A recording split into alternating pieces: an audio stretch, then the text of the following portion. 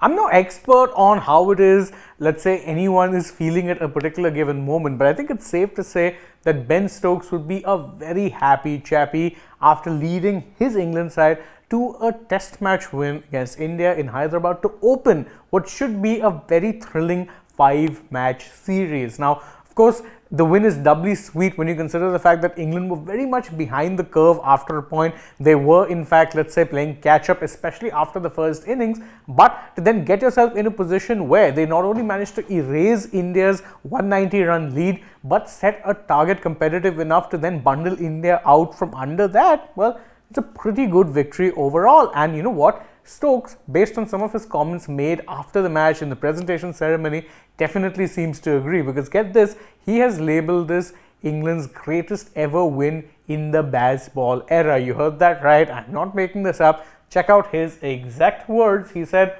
where we are and who we're playing against, this victory is probably 100% definitely our greatest triumph. This is England's greatest triumph. And you know what? I kind of get why he's saying this. I mean, look, this is an England side who were told your Bazball ain't going to work on Indian conditions. They were served up a pitch that probably didn't end up turning as much as many would have expected it to, but was still giving enough turn to trouble most batters. What did they do? They ended up going on and winning the test, beating India, a team that haven't lost a series at home in over a decade, in the first test match, setting themselves up pretty nicely for the remaining 4 test matches that followed. But of course, this particular knock, let's say, could not have been done without, quite a few, let's say, contributions. Of course, there was Tom Hartley, who Stokes effusively praised, but he did reserve very special praise for one other person, the man of the match, Ollie Pope. In fact, if you think this here screams hyperbole, wait until you hear what it is he said about Pope. He said, I think that is the greatest innings that's ever been played in a subcontinent by an English batsman. Again, as I said, hyperbole, sure, but if you're looking at it from the context of the match, is he entirely wrong? Probably not so much. I mean, it's definitely up there in the conversation. You can say that, yes, the kind of knock that Pope played definitely took the match away from India. That 196 was definitely a huge difference maker, because again, not a lot of the other batters made as big a contribution. But Pope was definitely a one-man army, and given that in the first innings he had gotten out for an 11-ball 1 and looked like a walking wicket, to then turn that around, come out there, play an attacking, let's say, fearless game, it definitely made for very, very good watching. If you're looking at it from that sense, it was very, very good to watch. I mean, it was definitely very good if you were an England fan, not so much if you're an Indian fan, but looking at it from a neutral perspective, a lot of let's say impact that knock made. And therefore, I can understand entirely why it is that Stokes said what he did. So, what exactly inspired Stokes? Let's say, I mean, the Pope knock was great, but if India perhaps could have batted better or done better in the second innings, they were, let's say, very much in the game. Now, some of it can be attributed to India's mistakes, but a lot of it must also be attributed to the kind of tactics that Stokes put out there. So, what were his tactical, let's say, secrets that he used? Here's his insight. He said, look, I learned a lot from our first innings in the field.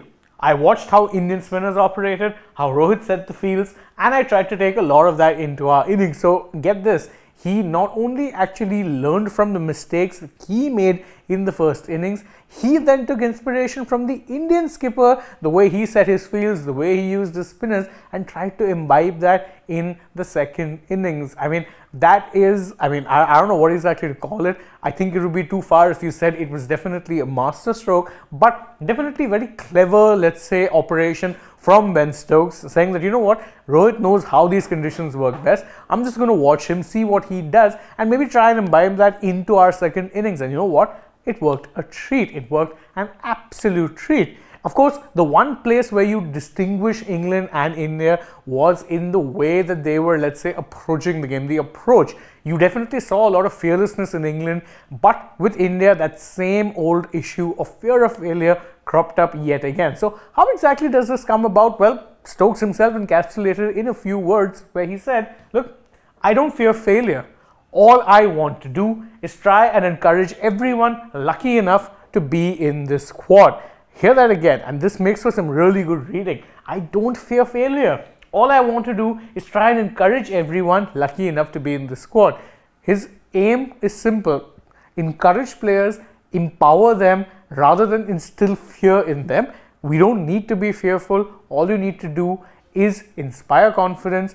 Don't fear failure. In fact, he added saying that, you know what, even if we lost this test match, I'd still wake up the next day, smile on my face, knowing I've got 4 more cracks at beating them, and I came very, very close the first time around. That is a pretty good attitude, and I dare say bodes very well for how it is that England may do in the series now with 4 more test matches still to go. Now let's not actually get too ahead of ourselves.